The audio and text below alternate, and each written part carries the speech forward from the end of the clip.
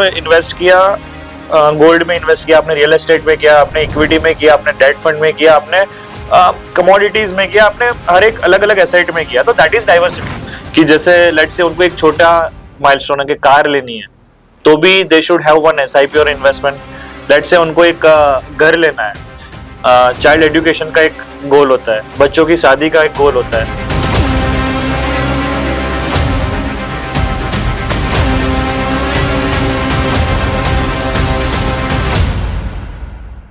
To the first episode of podcast series from BNI Elite, and our first guest is Mr. Sarthak Nayak, who is the sponsor of April 2025 of Elite. So Sarthak, welcome to the podcast. Thank you Pranav. So Sarthak, थोड़ा बताओ प्लानवे capital के बारे में, क्या है प्लानवे capital, क्या काम करते हो? Pranav, prior to Planway Capital, I was a banker. I have worked with a private bank for more than 5 years.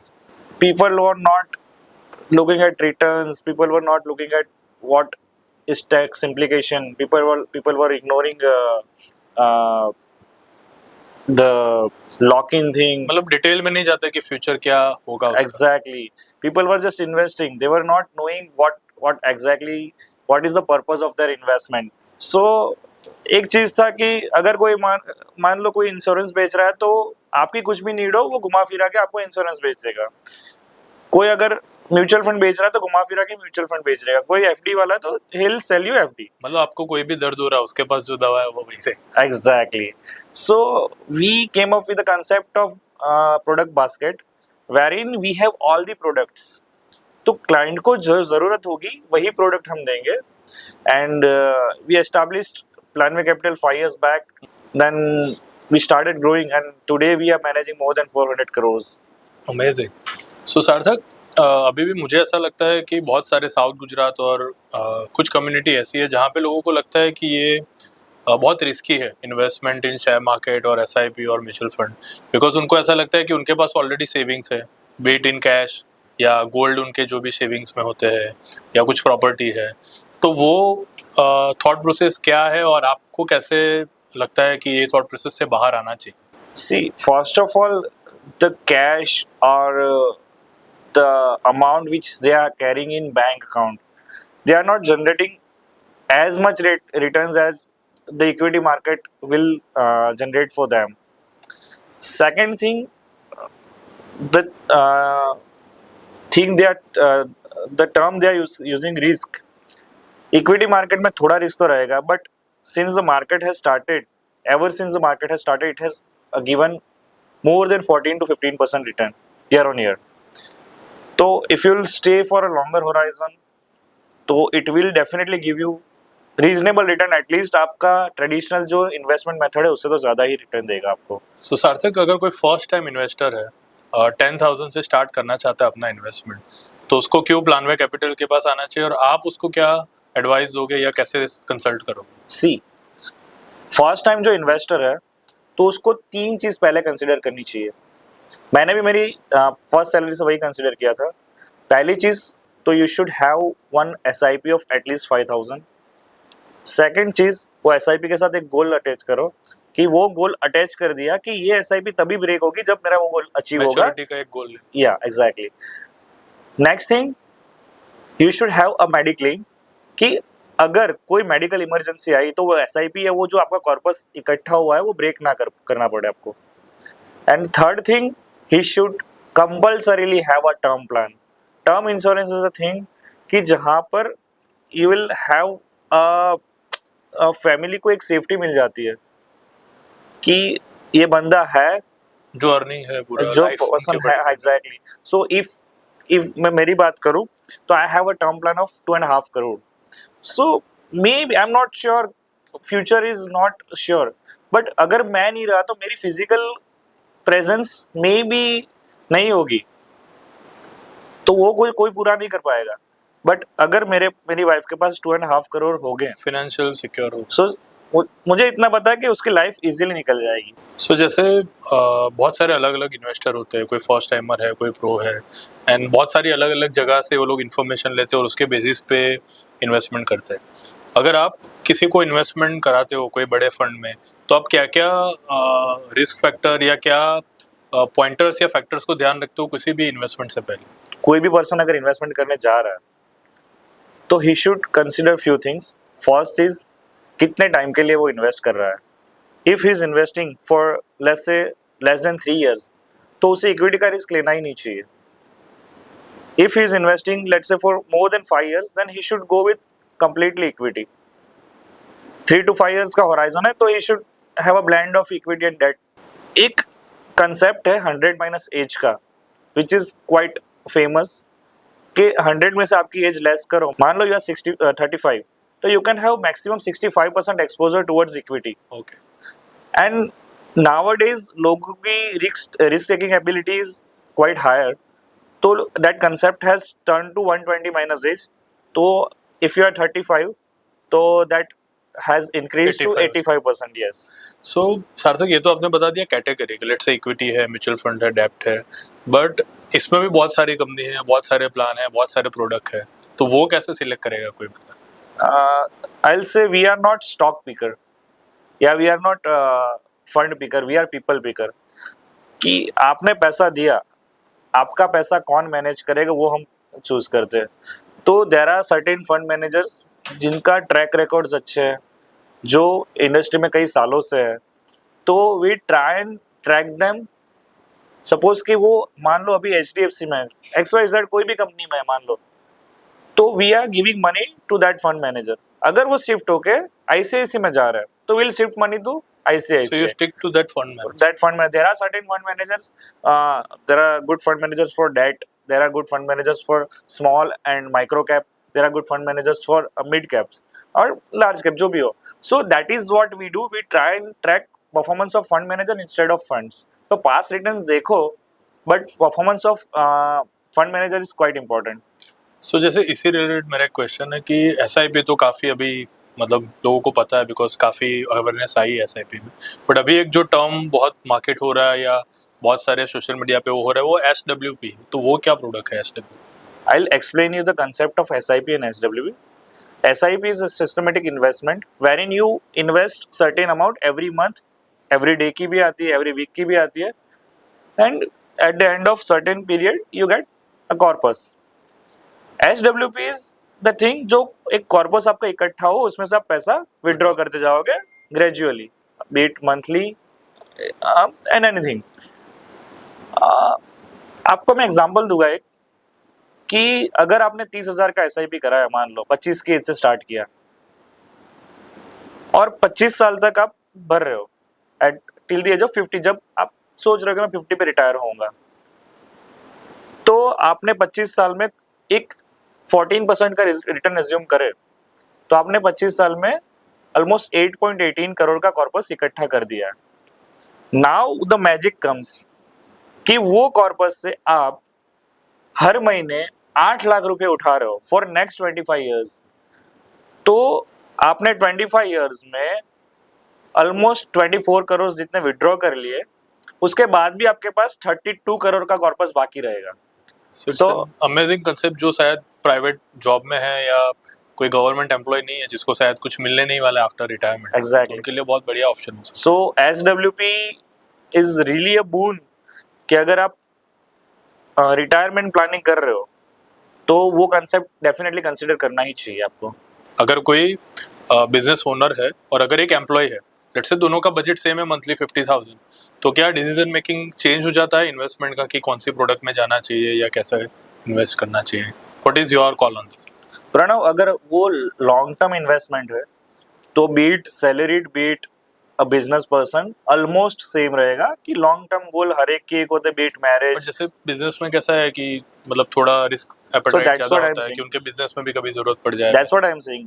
अगर शॉर्ट टर्म गोल है, सी इन्वेस्टमेंट का पैसा शायद तक अगर गोल अटैच है तो बिजनेस में जरूरत नहीं है. अगर शॉर्ट टर्म गोल है तो कोई बिजनेस पर्सन है तो will try and make it possible कि उनको लिक्विडिटी एक मिले. तो ऐसे भी कुछ प्रोडक्ट अवेलेबल है. हाँ, there are lot of products available, but we try and make their investment in debt funds जो आपको एक वेरी मान लो they will give you around 7 to 8% return also, and आपको पैसा जब चाहिए तो मिल भी जाएगा. बिजनेसमैन ऐसे होते हैं जिनके पास करंट अकाउंट में आइडियल मनी पड़ा रहता है, तो उनको क्या करना चाहिए अपने आइडियल मनी के साथ? ऐसे ही पड़ा रखें? नहीं नहीं प्रणव, आइडियल मनी में क्या होता है कि बैंक के करंट अकाउंट में वो पैसा होता है. Bank doesn't give any interest on current account. तो पहले तो आपको डिसाइड करना होता है वो पैसा कितने टाइम का है. मे बी वो अपॉर्चुनिटी देख के, वो शायद अपॉर्चुनिटी 6 महीने 8 महीने में भी आए, शायद उनको सैलरी के लिए पैसा साइड किया हो स्टाफ की, शायद कोई एक्सपेंस के लिए साइड किया हो. तो they will have to find कि वो पैसा कितने टाइम का है. According to that they will have to find a debt investment. Debt investments में you will have a category wherein you can park money for 1 day okay, और for 5 years. So वो privilege मिलता है कि आपको कितने दिन रखना है. Yes exactly. तो देर आर ओवरनाइट फंड जो एक दिन के लिए भी आप पार्क कर सकते हो. There are ultra short term fund, there are low duration fund, there are medium duration fund. तो देर आर सर्टेन फंड्स जहाँ पर आप पैसा पार्क कर सकते हो, and they will give you interest of ranging around 3% to 8%. सो पैसा कुछ ना मिलने से बेटर कहीं तो मिल जाए. और you will not believe there are a lot of my clients who park their money like this, and उनके कई सारे ओवरहेड्स वही पैसे से निकल मतलब जाते हैं. अगर ईयरली आप कैलकुलेशन करो तो वो अमाउंट भी बड़ा हो जाता है, भले आप 5%. Definitely. And if it is more than 1 month, now they will definitely get more than 6-7% interest on Which any is day. almost at the FD rate. Exactly. And without any lock-in, you can withdraw it any point in time. Amazing सार्थक. सो अभी ऐसा है कि business हो या फिर कोई portfolio, diversification word पे लोग बहुत फोकस कर रहे हैं कि हम डाइवर्सिफाई कर रहे हैं. सो इन योर नॉलेज एरिया या आपके बिजनेस में डाइवर्सिफिकेशन क्या होता है, एंड कैसे एक स्मार्ट इन्वेस्टर को उस पर फोकस करना चाहिए? प्रणव, इन्वेस्टर्स क्या कर रहे हैं कि मान लो if you are investing in mutual fund, तो आपने एक HDFC का फंड लिया, एक ICICI का फंड लिया, एक एक्सिस का फंड लिया, XYZ कोई भी AMC का फंड लिया, और आपको लग रहा है मेरे फंड अलग अलग है. बट अल्टीमेटली क्या होता है, वो सारे फंड स्टॉक से बाय करते हैं. तो HDFC के फंड में भी HDFC या रिलायंस का स्टॉक होगा, ICICI में भी रिलायंस का स्टॉक होगा, एक्सिस में भी रिलायंस का स्टॉक होगा. तो वो स्टॉक्स आपके ओवरलैप होंगे, तो वो डाइवर्सिफिकेशन नहीं है. So diversification can be investing into different asset class. आपने मान लो इन्वेस्ट किया, गोल्ड में इन्वेस्ट किया, आपने रियल एस्टेट में किया, आपने इक्विटी में किया, आपने डेट फंड में किया, आपने कमोडिटीज में किया, आपने हर एक अलग अलग एसेट में किया, तो दैट इज तो डाइवर्सिफिकेशन. रिस्क एवरेज आउट हो जाएगा. एग्जैक्टली. और वन एक और चीज है कि इक्विटी में ही डाइवर्सिफिकेशन करना हो तो भी बहुत सारी चीजें है. Instead of focusing on one fund, you should always focus on sector wise diversification, or at the same time invest in large cap, invest in mid cap, invest in small cap, flexi cap, multi cap. There are a lot of other categories जिससे diversification हो सकता है. सो वो mix बनाना बहुत important है. Yes, exactly. That's what a smart fund manager or smart financial advisors do. सो मेरा एक friend है आनंद, उनको ऐसा लगता है it's too young for me to invest. मतलब उसको ऐसा लगता है कि मेरे लिए तो ये बहुत जल्दी हो जाएगा, मैं अभी और मेरे लाइफ के पिछले पड़ाव में मैं और पैसा कमाऊंगा तब इन्वेस्ट करूंगा, अभी तो मुझे लाइफ में बहुत कुछ एंजॉय करना है, पैसा स्पेंड करना है. तो उनको क्या सजेशन देना चाहोगे? मान लो कोई आपका फ्रेंड या कोई भी नया इन्वेस्टर हो, मान लो उनकी एज 25 साल की है. 25 साल का बंदा तो एवरेज सूरत जैसे सिटी में या कोई भी सिटी में 30-40 हजार कमा रहा होगा ऑन एन एवरेज. वो अगर 10,000 की भी SIP कर रहा है, अगर 25 साल पे उसने 25 साल पे चालू किया SIP करने का, और ही इन्वेस्ट इट फॉर 24 या 25 ईयर्स, 50 साल तक वो इन्वेस्ट करता है. और मान लो उसने 3 साल बाद चालू किया कि भाई अभी मेरे पास टाइम है, I will start investing after 3 years. 28 के साल पे चालू किया और 50 साल तक वो इन्वेस्ट करता है. तो व्हाट हैपेंस इज 25 साल में जो SIP चालू की ना, उसका कॉर्पस बनेगा 5 करोड़ 20 लाख, और 28 के साल पे जो SIP चालू की उसका कॉर्पस बनेगा 3 crore 20 lakh. So it's a huge difference आ जाएगा. या if you are assuming return of 14%, so there is a huge difference. So वो 3 साल उसको कितने महंगे पड़े वो बाद में पता चलेगा उसको.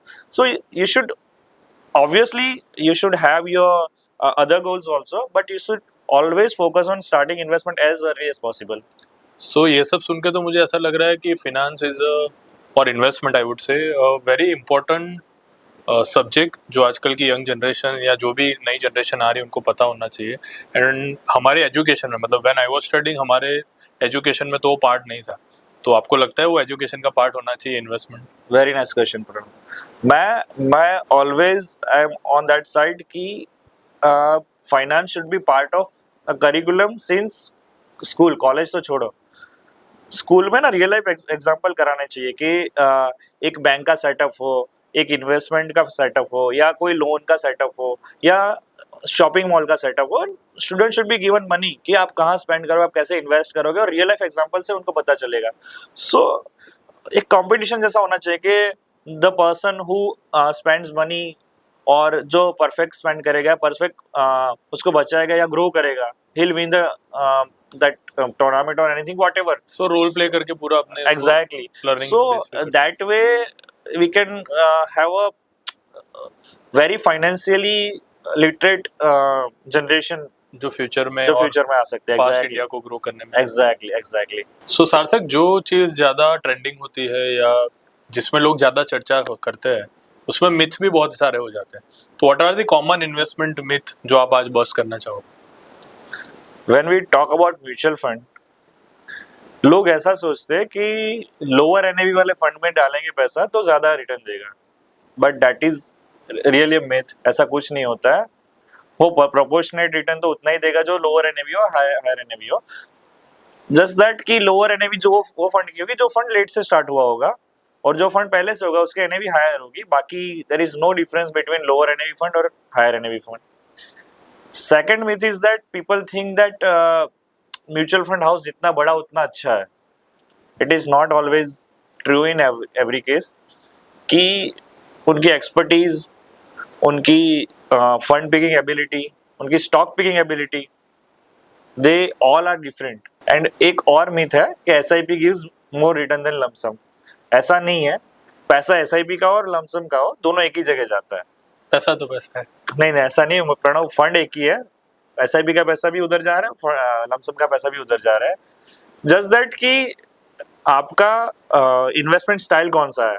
अगर आप हर महीने थोड़ा थोड़ा पैसा बचा रहे हो तो it's better to go with SIP. और अगर आपके पास 10 लाख रुपए लमसम ही है तो it is making no sense कि वो एसआईपी के रूट से जाओ। लो पर्सनल प्रेफरेंस है कि उसकी क्या कैपेबिलिटी है इन्वेस्टमेंट की, मतलब Exactly. लमसम करना है या सही है। हाँ, एसआईपी में करना। हाँ। तो अगर 10 लाख रुपए आपने ऐसे ही पड़ा रहा है तो अपॉर्चुनिटी कॉस्ट आपका जाएगा, तो you'll get only 2.5% which is bank giving. So you should always invest lump sum when you have a chunk of amount, और आपके पास अगर थोड़ा थोड़ा मंथली बच रहा है तो you should always go with SIP. So Sarthak, how does the ideal portfolio look like? Ideal portfolio is the one जहां पर आपके पास सारे एसेट क्लास थोड़े थोड़े इन्वेस्टेड है। इक्विटी में मान लो आपने 40-50% इन्वेस्ट किया है, आपने फॉरेन इक्विटी में थोड़ा इन्वेस्ट किया है, आपने थोड़ा गोल्ड में भी इन्वेस्ट किया है, आपने थोड़ा पैसा डेट में भी रखा है फॉर कंटिजेंसी और फॉर अपॉर्चुनिटी, कि आपको जब भी अपॉर्चुनिटी लगे तो आप पार्क कर दोगे। So there is no such definition as ideal portfolio. पर चीज क्या है प्रणव, हर एक के लिए गोल, हाँ, गोल्स अलग होते हैं, रिक्वायरमेंट्स अलग होती है, हर एक का टाइम होराइजन अलग होता है। So there is no such definition, but ideal portfolio मैं उसको बोलूंगा जहाँ पे सबका कॉम्बिनेशन हो और which gives you growth also and downside protection also. So Sarthak, how does a Planway Capital is different than other players in the market? What does it does better? Pranav, I have already mentioned that we have a bunch of products. So अगर प्रणव मेरे पास आएगा और बोलेगा मुझे invest करना है, तो I'll tell him कि प्रणव तुम्हें इक्विटी साइड ज्यादा इन्वेस्ट करना है, आपको ये इन्वेस्टमेंट इतना टाइम पे इतना रिटर्न दे सकता है, and you should plan your investment accordingly. The same time अगर प्रणव के पापा आएंगे तो आई विल टेल हिम कि अंकल आपको ग्रोथ से ज्यादा प्रोटेक्शन की जरूरत है, या मनी का जो आपका जो कैपिटल है वो बचा रहे, तो दैट इज रिस्क एपेटाइट कम होना चाहिए, that should be your requirement, कि आपका रिस्क एपेटाइट थोड़ा कम रहना चाहिए कंपेयर टू प्रणव। तो मैं उनको डेट प्रोडक्ट्स दे सकता हूँ, मैं उनको बॉन्ड्स दे सकता हूँ, मैं उनको एफडीज दे सकता हूँ, मैं उनको लिक्विड फंड दे सकता हूँ, और जहां जहां जरूरत होगी वहां वहां मैं इन्वॉल्वमेंट करके उनके प्रोडक्ट्स चेंज करता रहूंगा। So we will not force anything कि प्रणव आपको यही लेना है, अंकल आपको यही लेना है, but we will make ideal portfolio which you were talking about. So it's a customized for everyone. Yes, exactly. And we have that bunch of product और हमारे पास वो liberty है कि हम कोई भी product choose कर सकते हैं. Amazing. Apart from we avoid lock-in वाली चीज, हम कभी भी lock-in जिसमें वो चीज हम avoid करते हैं. हाँ. Great, Sarthak. From FOMO investing to meme stocks, how do you feel जब social media influence करता है लोगों को investment के लिए? प्रणव, आपने मल्टी लेवल मार्केटिंग का नाम सुना है? सुना तो है, काफी सुना है. It is same. एक ग्रुप ऑफ पीपल होता है जो डिसाइड करना है कि ये पेनी स्टॉक को चलाना है. आई थिंक मैंने कुछ वेब सीरीज में भी ये सब देखा है. Exactly. What they do is कि वो through social media, through buzz on any other platform, PRs. हाँ exactly, they will start promoting ये स्टॉक बढ़ने वाला है, ये स्टॉक बढ़ने वाला है, ये स्टॉक बढ़ने वाला है. तो वो 10-15 जने और 10-15 जने को बोलेंगे एंड दे वो बोलने से पहले वो स्टॉक्स बाय कर लेंगे सस्ते प्राइस में. नाउ व्हाट हैपेंस इज वो आते आते नीचे के लेवल पे आएगा, जो जब मेरे तुम्हारे तक पहुंचेगा तो वो स्टॉक की प्राइस बहुत बढ़ गई होती है. और हमने देखा कि लास्ट 4 मंथ्स में इतना ज्यादा स्टॉक बढ़ गया, लास्ट 3 मंथ्स में इतना ज्यादा बढ़ गया, तो देयर मस्ट बी समथिंग. तो हम भी बाय कर लेते हैं. और जब हम बाय करते तो at that time they start selling it. So exit कर लेते हैं और अपना और वो हम ट्रैप में फंस जाते हैं. सो that is what happens. And I highly recommend कि अगर आप स्टॉक्स में इन्वेस्ट कर रहे हो तो बहुत ही ज्यादा किसी की एडवाइस ले और never ever invest in any stocks without knowing it's basics. So I think future option में जो लोग ट्रेड करते हैं, जो लोग एक्सपर्ट है, नॉलेज जिसको है एनालिटिक्स की, वो तो बात अलग है.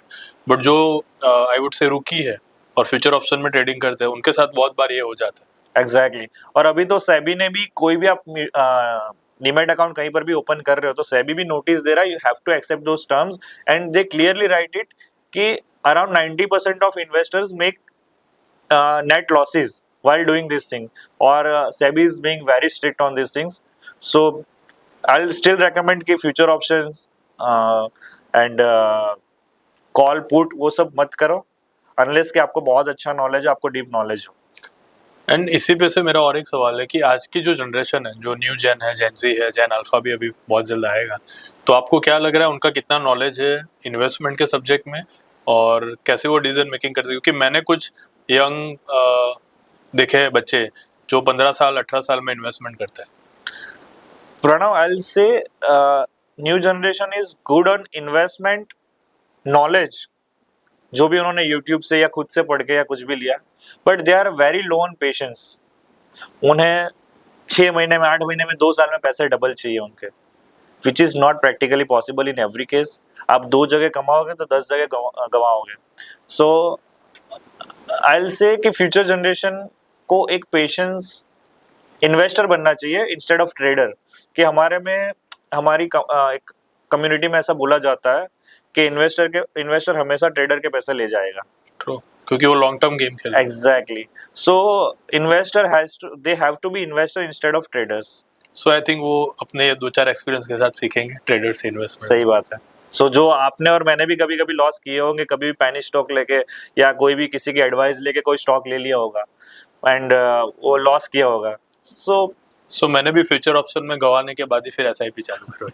सो सार्थक, कभी ऐसा हुआ है कि कोई आपका क्लाइंट था जो बहुत ही पुअर डिसीजन लेता था in terms of investment and financial decision making? आपने क्या किया उनके साथ, कैसे उनको हेल्प की, और क्या एक लर्निंग है जो हमारे व्यूअर्स के साथ आप शेयर करना चाहोगे? Pranav, there is a friend of mine. She used to invest in mutual fund through some other advisor. You also know her. मैं ऑफ माई खुद का नाम भी बोल सकता हूँ. तो she used to invest in lot of those sectorial funds. तो किसी ने advice the, I don't know, या किसके थ्रू किया था, आई डोंट नो. तो उसने ना बहुत सारे सेक्टोरियल फंड में इन्वेस्ट किया था. तो जब मैं उसका पोर्टफोलियो देखा तो market was growing really nice, but उसका फोलियो फिर भी नेगेटिव था. तो आई टोल्ड हर कि देयर इज समथिंग रॉन्ग, ये चीज आप कर सकते हो. एंड मैंने खाली उसके फंड्स चेंज किए, SIP अमाउंट वही रहने दी. You will not believe, within 15 to 18 months हर portfolio was in positive and that too was beating benchmarks. So मतलब क्या आपको लग रहा है क्या गलती हुई थी, और जो भी मतलब देख रहा है पॉडकास्ट, उनको क्या लर्निंग मिलेगी? She selected a financial adviser was very big, उनको वो छोटी सी एसआईपी का वैल्यू नहीं था मे बी, ट्रू। तो वो फाइनेंशियल एडवाइजर ने इन्होंने एसआईपी दी होगी, तो कहीं पर भी वो एसआईपी करा दी होगी, नहीं उनको पता था नहीं इनको पता था, बट देन इनके लिए वो मनी बहुत प्रीशियस था, और मैंने बस उनका जस्ट फुल स्टडी करके थोड़े फंड्स चेंज किए, it was all a good game.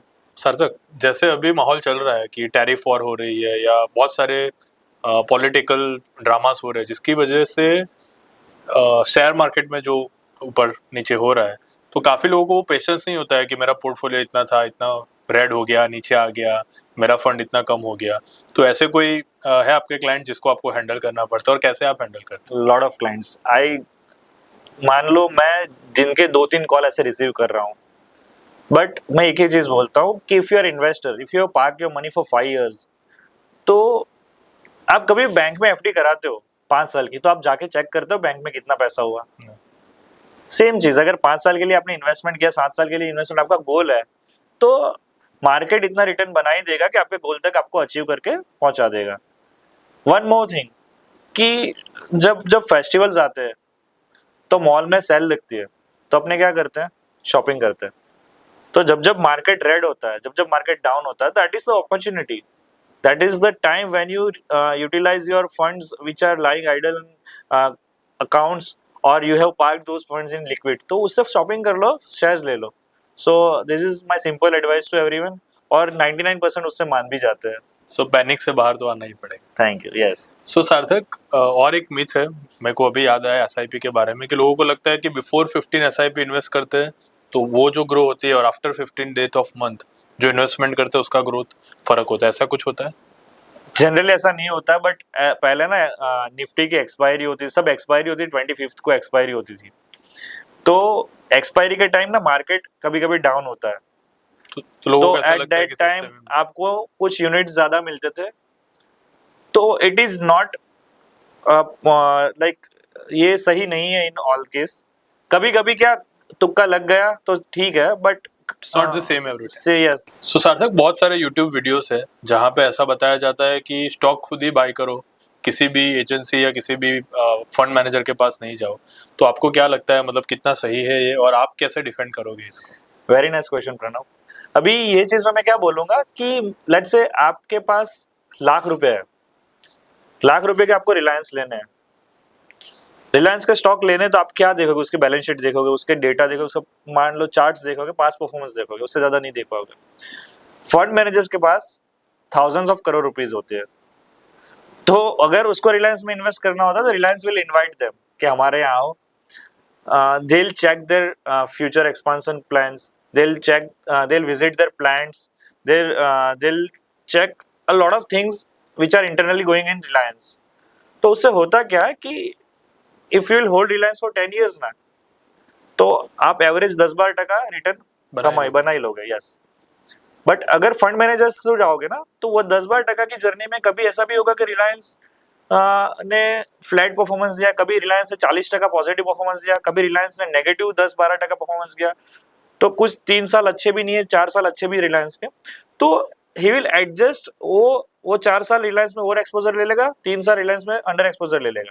तो जो रिलायंस में आप 10-12% कमा रहे हो, वही फंड में वो या वही स्टॉक में वो 14 से 15% कमा के देगा आपको।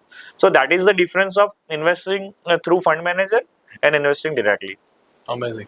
सो सार्थक, किसी भी फाइनेंशियल एडवाइजर का अगर चेक करना है परफॉर्मेंस, तो कैसे कर सकते हैं? So Pranav, firstly you should give your financial advisor enough time.